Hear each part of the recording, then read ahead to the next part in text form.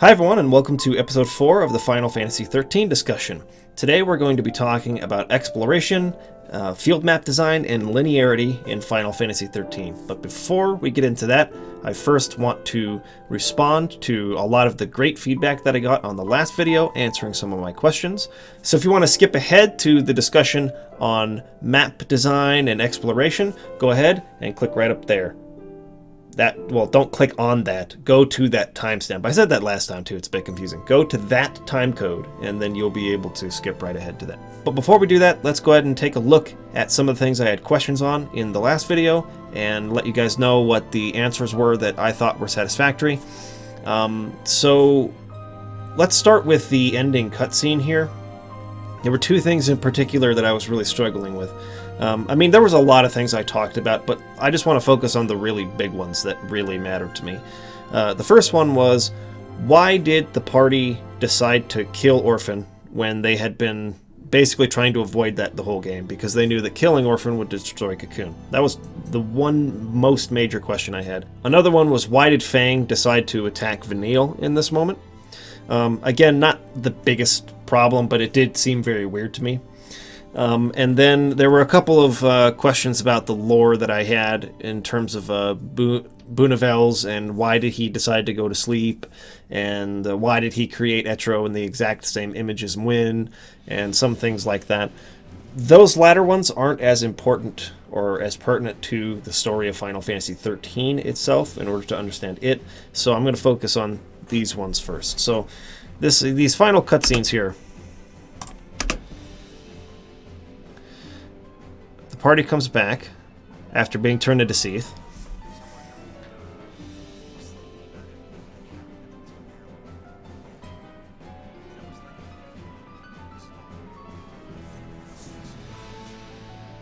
This is important. So they're describing here basically that they have a new focus now. They saw a second vision. Similar to the vision from the beginning of the game when they were originally branded as the Sea. They've had a second vision now. And so they're describing what that new focus is. Correct me if I'm wrong. Here's the problem with a lot of the comments that I had in the last video. The accounts were conflicting. So you'd have one viewer who was saying Etro was the one that branded them as l'Cie now. So they turned into Seath, right? They failed their original focus. And Etro, the goddess Etro, came in and, turned them back into human form and then branded them again with a new focus. First of all, they don't even attempt to clarify that within this scene. So I'm not coming back off of that point of criticism. This is not well enough explained here. It is not nearly well enough explained. It's not clear at all, but there is an answer. So whether it was Etro or whoever it was, somebody came in, turned them from Seath back into humans, and branded them again. You'll notice that the tattoos, the brands, are different. At the very beginning of the game, when they're first branded, they're like a light blue-white kind of color. And then as they progress, they turn black and red. And right before they turned into Seath, all of their brands were really advanced, so they were super black and red. And now when you look at them, they're back to being whitish blue. So they have been given a new focus. And as part of that new focus, they had a glimpse of the future where everything was okay. So they came into this fight with Orphan with the reassurance, even if they didn't know exactly how, that killing Orphan was going to result in everything turning out all right. That's a completely satisfying answer for me. Totally answers the question. I still think it was extremely poorly executed and not nearly defined or clearly told through this cutscene. So back here, when she turns to attack Vanille, Sometimes you gotta choose. what I've been told from some of the viewers is that she was trying to... She was willing to kill Vanille to put her out of her misery, so to speak, so that she wouldn't turn into a Seath, or that she wouldn't have to turn into Ragnarok or something like that. So the idea is it's almost like a mercy killing. Again, I don't think that's very clearly shown. I think there are ways you can use cinematography, better writing in the dialogue. You can highlight certain things. You can set up moments like this earlier in the story so that, there are so many ways that you can make these things much more clear. And I don't think it's very well handled or very well executed at all. But if that's the case, I guess it makes sense. So that was that. And then there was people telling me about the reason why Anima doesn't give them a clearer focus, or why the fal'Cie make it obscure, is because only Barthandelus and Eden apparently are capable of communicating with people in human language. There was actually one document sent to me by somebody who was saying that the fal'Cie themselves actually don't give the focuses. Like Anima didn't give the focus to the party at the beginning of the game. He says this is clarified in the Ultimania. Oh, right here. In the original story, it is not clear if it's actually Anima or another being, fal'Cie or God, actually gives them their focus. After the conclusion with the battle with Anima in Chapter 2, the characters are transported to another dimension of some kind, where they are actually branded and turned into the sea. The Final Fantasy XIII Ultimania guide actually confirms that the being they encounter in this other dimension is the fal'Cie god Pulse, not Anima. Pulse fal'Cie select humans to be branded, and then they are transported before Pulse in the god's realm. It's actually Lindsay and Pulse who brand them, depending on the Pulse fal'Cie or Cocoon fal'Cie. The group then reappears outside of Lake Brescia instead of the vestige where they were before, but this info about Pulse and the God's Realm is not really necessary to understanding the plight of the characters and the overall story theme of the game. It's just extra info and lore. That I find to be debatable, that last part, your conclusion to that, because I feel like it creates genuine confusion in people, because you have Barthandelus who's speaking to them directly, and it never bothers to explain the nature of fal'Cie within the game. Maybe it's buried somewhere in a data log. Maybe you have to read the Ultimania to get that. And that's probably one of the bigger issues I have with Final Fantasy XIII storytelling as well. They wanted to focus so much on characters, right? That's fine. Make it a character-driven story. But they spent no time at all doing any world building. There's no understanding from just playing the game and watching the scenes how this world operates, what its rules are, anything.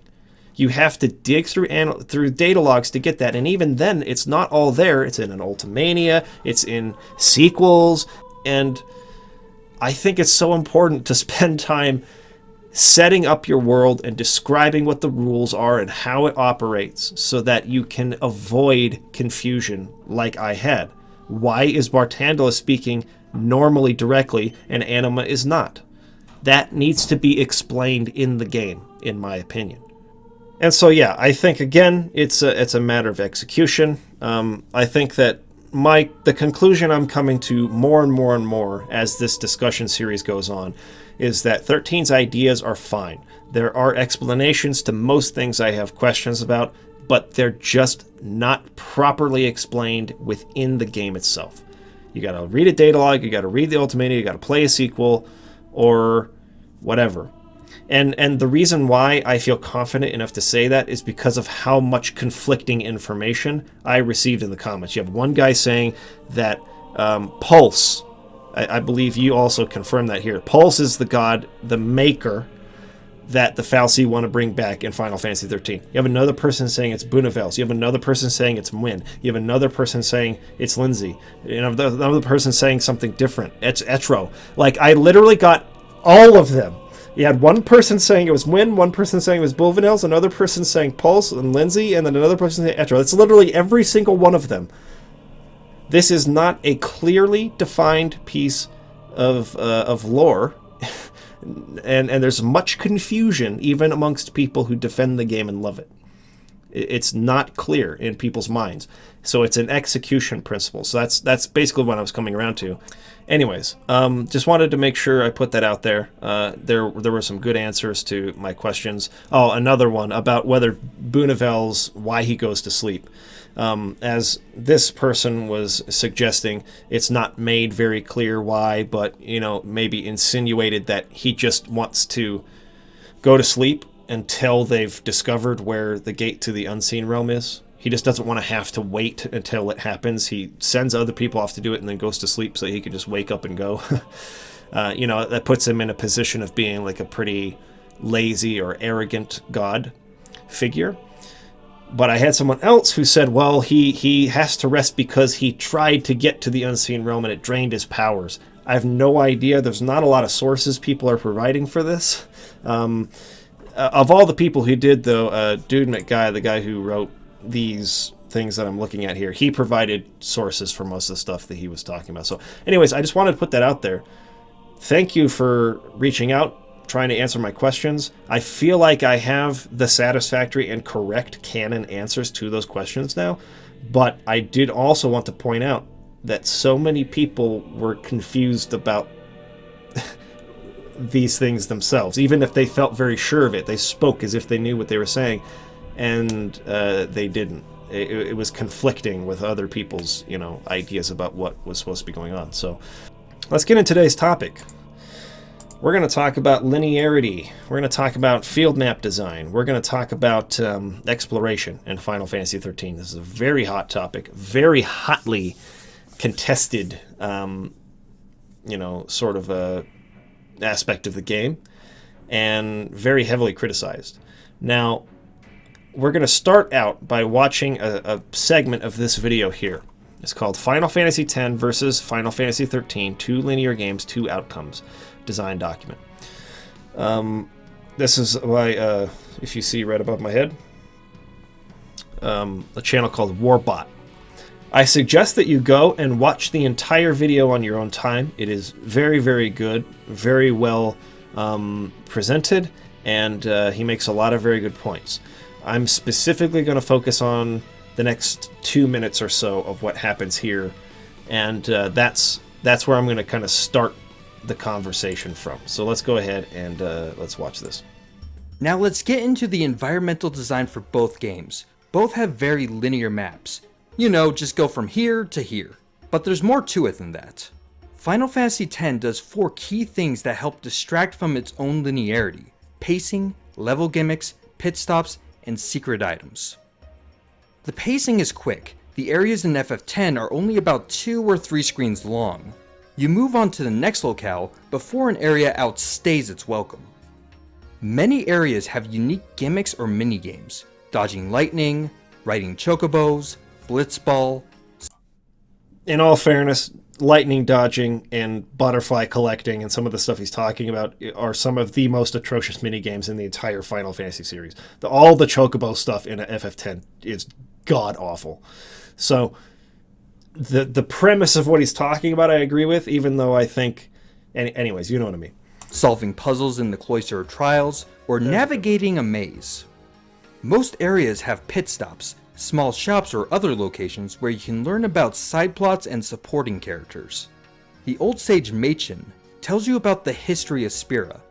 The rival summoner Dana gives the player another perspective on the responsibilities of the pilgrimage. The acolyte Shalinda represents the followers of Yevon. The shrewd merchant Awaka gives you special deals on items if you invest in them early. And the retired summoner Belgamine gives Aeon combat challenges and tips. These little pit stops serve as a break in the core gameplay loop. The game still rewards exploration in each environment by sticking hidden chests and little secrets everywhere. You never know when you'll stumble into one of the many Albert primers or Jex spheres. The game's fixed camera even plays into this, making it trickier and more rewarding to discover everything. All these subtle variations in side content serve to break up the monotony of X's environments. Okay, so let's go ahead and stop there. The premise of what he's saying is, and I think for the most part, where what this really boils down to is pacing, right? You have a game with that similarly to FF13 with FF10, very linear map design. I criticize this a lot in my Final Fantasy X review. I don't think it has the best exploration, even in this series, much less good exploration in general for video games. However, he hits the nail on the head by talking about pacing. You're not just running forward, picking up chests as you kind of go and then fighting battles. There's lots of different types of interactions in the game. You have mini games, you have NPCs to talk to, towns where you can sell and buy stuff, side quests, all kinds of things. Aside from the fact that you can also backtrack to old areas. And in Final Fantasy XIII, to a large extent, there are a lot of areas you get through where you can't ever go back to them again. Now, I know what some of you are saying. Dude McGuy himself addresses this. I'll get to it. Let's just set up this argument first, okay? So, Final Fantasy XIII, by comparison to that, has almost no other way to interact with the game.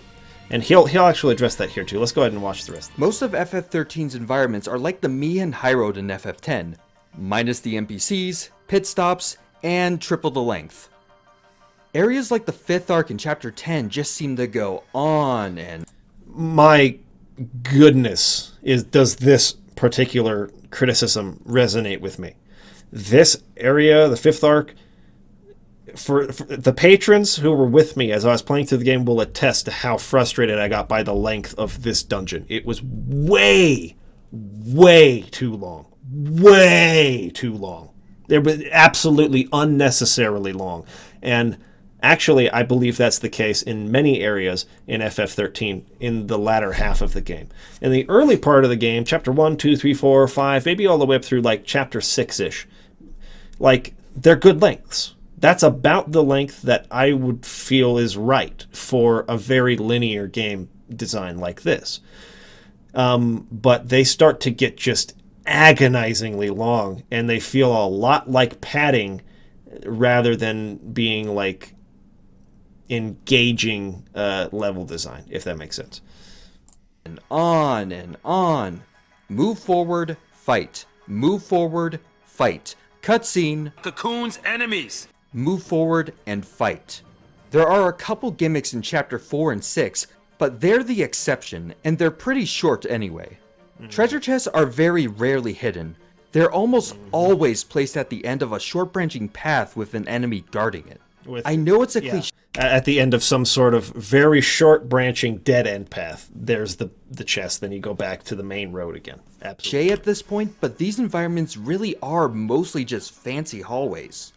There is one moment where 13 does take a small break from this formula.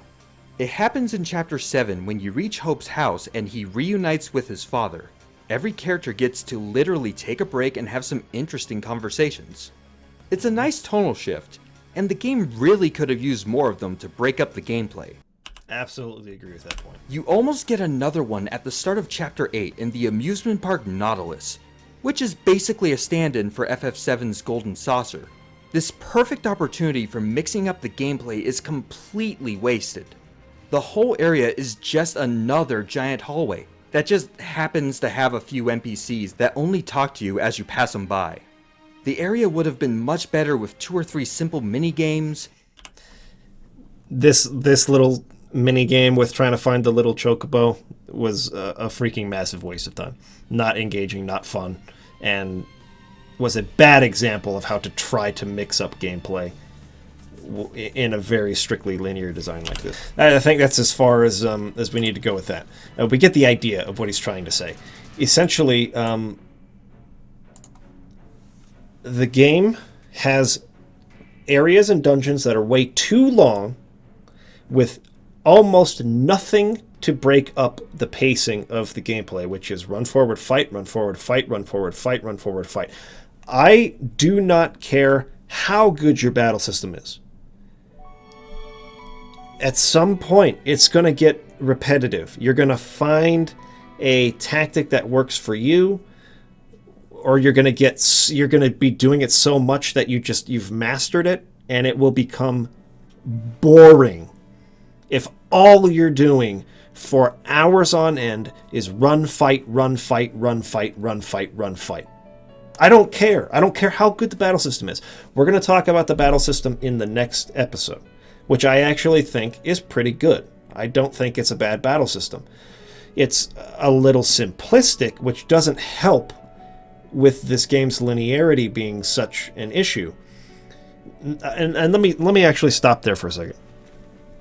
Linearity is not inherently bad. There's nothing wrong with a game being linear. One of my favorite games of all time, actually one of my favorite game series, is the Prince of Persia trilogy back on the GameCube and PS2 and Xbox. I love that series. I love those 3 games in particular. Extremely linear games. There's no choice. However, as I was playing those games back in the day, I never thought about linearity or not, because they disguise it well. And the reason they're able to do that is because, yeah, you might go through a corridor here and then like kind of up this way until you get into a larger space. And within that larger space, there's a puzzle to solve. You'll do combat here, and then there will be platforming, puzzle solving, other ways of interacting with the game, other than just fight all the time. Now, that being said, let's really quickly interject there with what Dude McGuy wrote in this document here. By the way, I forgot to do this again. I was supposed to do this at the beginning of last video and the beginning of this one. Sorry about this. People have been asking me if they can access these documents that the viewers are sending to me. I have links to all of them in the description. They were in the description of the last video, and they'll also be in the description of this video. So all those people who are asking for that, just look in the description. You'll be able to read those documents. Okay. Let's just go straight into it. This story is about characters who are being persecuted for most of the game. Not only that, but they are also very selfish people whose lives have been changed forever. They are not about to go visit a town somewhere to engage in side quests or spend time with NPC chit-chatting about Cocoon and its history. No, they've been changed into l'Cie, and their lives are now on a timer. Every random NPC or quest giver's daily problems be damned at this point. And if the characters did visit a town, it would most likely be to steal supplies or to get there as soon as possible. The whole world is terrified of them. Okay, so the point he is driving at here is the story dictates that you can't waste a lot of time. There's urgency here. I actually have talked about this a lot on our podcast, where in many RPGs they present a problem that is supposed to feel urgent, like the end of the world or something. And then, right, they'll just let you take as much time as you want, meandering around, side questing, and doing whatever. And the way marker or the NPC that engages or begins the quest that is so urgent and that needs to be done like immediately will just sit there and wait for you to get there in your own time. I've criticized games that do that. Many games do. And what he's suggesting here is that the reason why they don't give you an opportunity to break away and do other things is because the story is dictating this urgency. They're living literally on a timer with their brands, and they're being chased by the government. They're not going to wander into a town. They're going to try to stay low. They're going to try to, as quickly as possible, figure out what they're going to do. That is a very good point.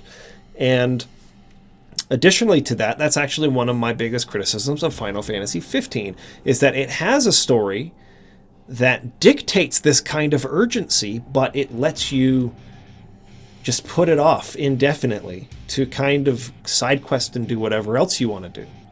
And I believe that story actually would have been better served as a linear game, more like what Final Fantasy Versus 13 started off being. However, you still have to take into account that 50 hours straight of run, fight, cutscene, run, fight, cutscene is gonna feel really boring to people.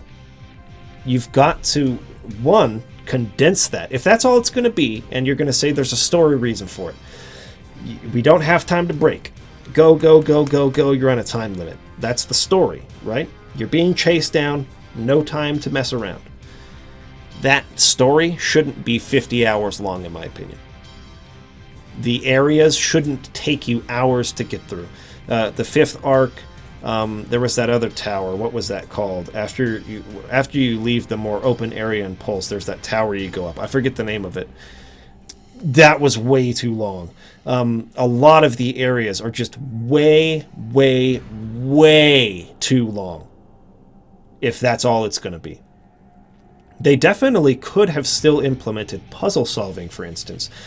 Or here's another thing they could have done. Now, stay with me, because anytime you put stealth into an RPG, it almost never goes well. But if they had incorporated decent stealth mechanics, that's a way that you can keep the urgency, avoid combat against this, obviously this government force that's come out to get you, while still mixing up the gameplay somewhat, pacing it somewhat. Because you just can't have battles forever and keep that interesting without some level of fatigue. And I, for one, really felt that fatigue. Like, I felt like every time I was playing, when I was playing with my patrons, I love playing with the patrons. I love sitting down with them.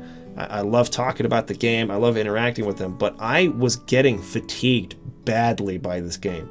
I just wanted to get to the end of this section. Can this section please be over now? Can we please move on to the next part? It was way, way outstaying its welcome. And it's because of the fact that there was nothing else to do other than employ the same tactics, maybe 3 or 4 different enemy groupings. That's being generous, maybe more like 2 or 3. Different enemy groupings that required this or that change to paradigm shifting in the battles. But for the most part, it's a very simple idea in the battle system. Stagger the enemy, drive up the percentage, do as much damage as possible, kill it, and move on. And you'll have your paradigms that you've set up before battle. But that's at its core mostly all there is to it. I'm not saying that's a bad thing. I think that there's still a lot of strategy there. There's still a lot that it requires you to do in your preparation before you fight that I really like. And I'll talk about that more in the next episode. But again, I don't care how good the combat is. If combat's all there is to do in the game, you're gonna get fatigued. You're gonna get bored. At some point, you're gonna feel like, can we please do something else now? And at the beginning of Final Fantasy XIII, the first 6 chapters, I'll call it, are paced perfectly, so that I never felt that way. Moving on beyond that, probably more like 7, 8, or 9, somewhere in there and beyond, is when I started feeling like, oh my god, when is this going to end? The airship where you rescue Saz and Vanille is another example. That area just went on and on and on and on and on. And in that video we were just watching from the other channel, he makes a good point. Final Fantasy X's areas never felt that long. Never. They never outstayed their welcome. You never thought to yourself like, man, when is this area going to end? They were paced perfectly. And Final Fantasy XIII, I think, has a big problem with pacing. So in this document here from Chris, okay, he puts it really, really well. What he says is, I am a stark supporter that this conversation is entirely the wrong conversation to be having. That's exactly what I feel. Linearity is not the problem. Pacing is the problem. It's not the fact that game's linear that makes it bad. It's the way it's paced that's bad. Again, I think that map design could have been better in the way that they could have disguised how linear it is. Because there's a lot of linear games you play, again, like Prince of Persia, for instance, where it doesn't feel linear. You're not sitting there going like, well, I wish I could go over there or over there, but I can't. There's a wall blocking me from going that way. The game was structured in such a way to where you never really felt that.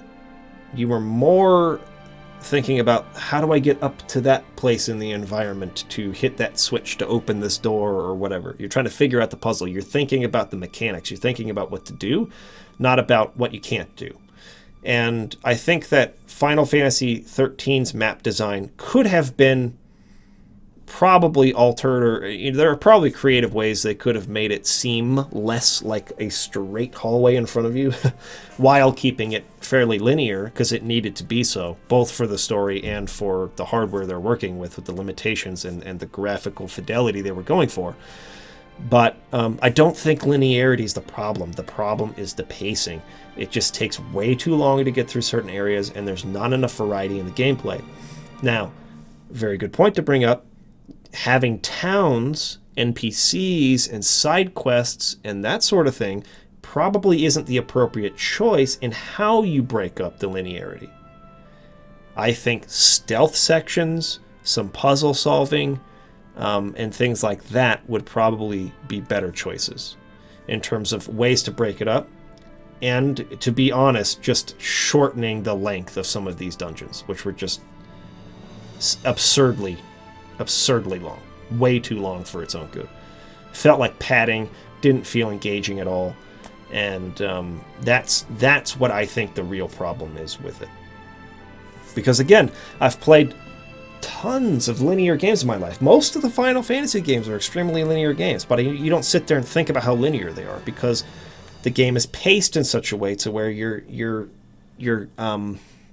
not feeling like you're getting into this repetition. You're just doing the same thing over and over again. You're like, okay, I'm doing this now. Oh, that's interesting. Your mind is engaged in different kinds of activities, and you're never feeling bored. And I feel like that's the biggest issue with FF13 is you're just doing the same thing over and over and over and over again for way too long. So those are my thoughts on the exploration. Also the fact that the chests aren't very well hidden. They don't really try to make them hidden. You can't backtrack to old areas. I think those are all issues. But again, when you consider the story, it makes sense why they made those choices. The biggest problem is just the pacing. So let me know what you guys think about that in the comments. What are your thoughts on whether or not you agree, first of all, that the pacing is an issue, but if you do agree, how they could have maybe worked to resolve that or make it a little bit better or make it a little bit easier for the player to swallow. Again, if you want to check on any of the documents that the viewers have been sending in to me, I have a bunch of them in the video description. You can go check down there and read them on your own time. Appreciate you guys contributing to this. The next video will be on Monday, and we'll be covering the battle mechanics in that episode. So stay tuned for that. Can't wait to see what you guys say in the comments, and have a great week.